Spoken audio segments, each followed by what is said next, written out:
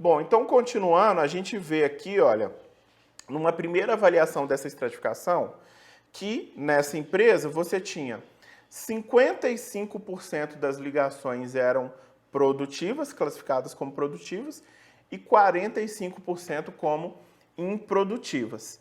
E dentro de cada segmento desse, a gente vê aí no box plot que a taxa de abandono é mais ou menos equivalente. Então, não existia uma grande diferenciação entre ligações abandonadas dentro do grupo de produtivas e do grupo de improdutivas, já que os box plots são mais ou menos iguais, a variação desses box plots aí estão razoavelmente próximas, né?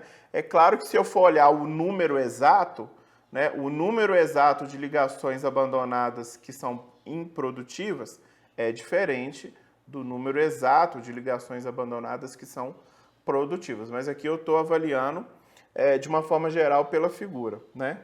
E aí, num segundo momento, olha, eu tenho aqui um Pareto, aí eu estou tentando trazer exemplos de ferramentas, né, que poderiam ser utilizados. E nesse Pareto eu vejo, olha, qual é a quantidade de ligações abandonadas por cada motivo, né? Então, olha, para as ligações improdutivas, tá? Nesse slide eu estou avaliando só as improdutivas. Por exemplo, ligação desconectada é o maior motivo de abandono das ligações improdutivas. A questão do saque é o segundo maior motivo.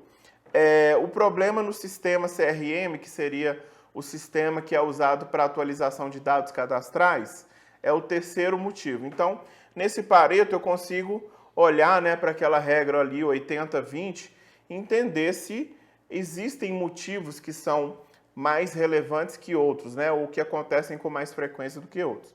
De forma que, com essas análises que eu fiz, no slide anterior, usando aquele box plot, nesse slide, usando o Pareto, eu consigo ter um entendimento um pouco mais a fundo do meu problema. Ou seja, o problema que é taxa de abandono, agora eu já estou enxergando esse problema um pouquinho diferente. Eu já estou enxergando ele como, é taxa de abandono, mas é taxa de abandono que acontece por certos motivos para ligações produtivas e taxa de abandono que acontece por outros motivos para ligações improdutivas. Então vejam que eu estou tentando cada vez mais entrar no detalhe do problema.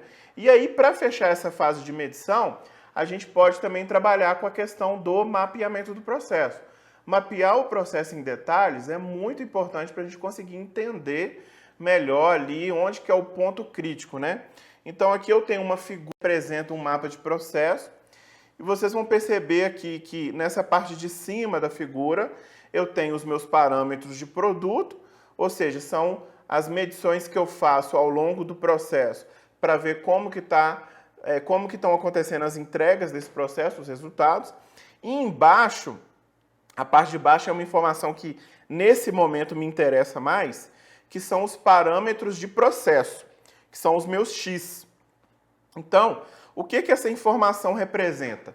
Os parâmetros de processo dos meus X são justamente as variáveis de processo, aquilo que interfere no processo.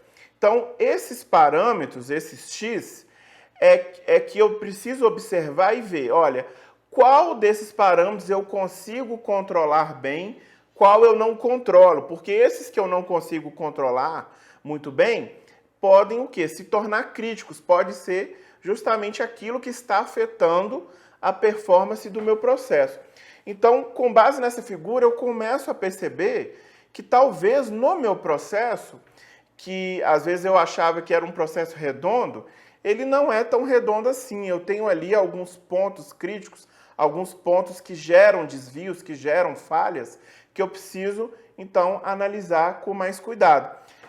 Eu, inclusive, destaquei aqui, com esse quadradinho verde, algumas informações justamente para representar isso. Olha, é como se eu estivesse falando para vocês, olha, esses pontos que eu destaquei é como se fossem os pontos que eu percebi como críticos e que talvez eu vou ter que, é importante eu estudar isso, talvez eu possa considerar esses pontos críticos como causas potenciais do meu problema, e aí eu começo a entrar naquela coisa de tentar comprovar essa causa e ver se ela realmente afeta o meu resultado. Então, a fase de medição a gente conclui dessa forma, fazendo um aprofundamento do entendimento do problema, uma parte de forma mais quantitativa, outra parte via observação do processo. Aí eu entro na fase de análise, né, o terceiro momento do projeto. Nós vimos que na fase de análise é a fase onde eu vou lidar com as causas, onde eu vou levantar as causas potenciais. Dessas causas potenciais eu vou priorizá-las, entender o que talvez seja a causa raiz, para que então eu possa ir para o meu plano de ação. Então, aqui no nosso exemplo, lá no projeto, nós utilizamos de espinha de peixe e fizemos vários brainstorms e usamos a espinha de peixe para organizar essas informações. Foi assim que a gente levantou as causas potenciais. E algumas causas potenciais foram, por exemplo, o tempo gasto para a inclusão de dados do cartão na tela de pagamento, ou a distribuição incorreta das pausas na operação, ou o tempo gasto para explicação relacionada às regras da organização.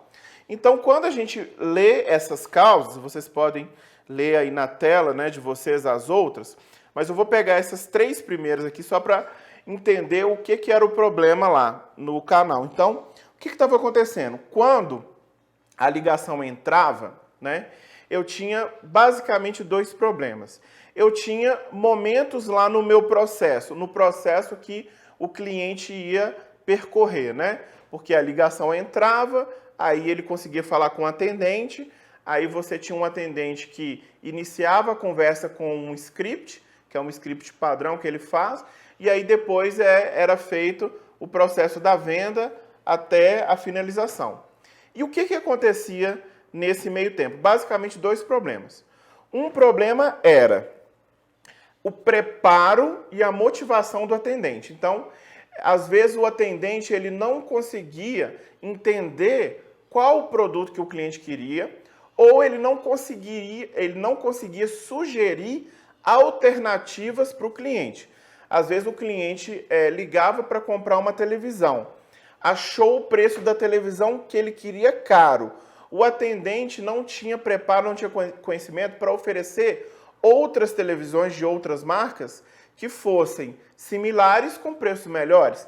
E aí você gerava aí, muitas vezes um abandono da ligação por parte do cliente, porque ele ligou, achou ruim o preço, achou caro o preço, desligou a ligação, né? Muitas vezes você tem um atendente também que não estava muito motivado. Ou a falta de conhecimento do atendente para conseguir buscar informações no computador, nas telas de consulta que ele poderia acessar. Então, um problema era esse. Outro problema era os vários momentos de espera que o próprio processo gerava. Então, você tinha, por exemplo, uma situação do tipo, olha, o cliente ligou, o atendente entrou na ligação, falou o script dele, e aí o atendente começa a pedir para o cliente confirmar o nome, confirmar o CPF, confirmar o endereço, confirmar o nome da mãe, confirmar o nome do pai. Quando o cliente começa a perceber, na percepção do cliente, que esse processo está muito demorado, ele desiste, né? Isso também muitas vezes acontecia lá no final, quando a compra já estava quase concluída, mas aí você tinha que reconfirmar todos os dados cadastrais e ainda solicitar para o cliente todos os dados em relação ao pagamento, né? Vai pagar como? Com cartão, não sei o quê.